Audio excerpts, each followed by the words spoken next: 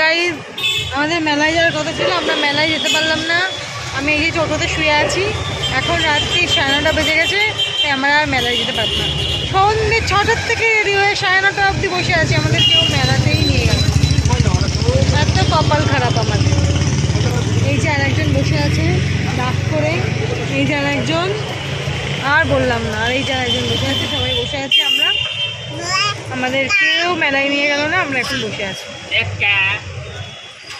এই যে মেলায় নিয়ে গেল না, সে হচ্ছে এই যে এনার জন্য লেট হয়েছে মেলায় যেতে আমাদের।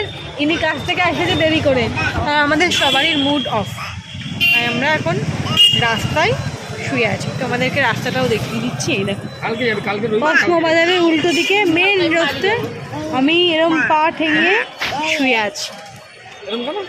আমাদের কপালটা কি সোনাই বাঁধানো, জানো কালকে কি তোর পড়া আছে? কাল রবিবার। ভালো লাগছে।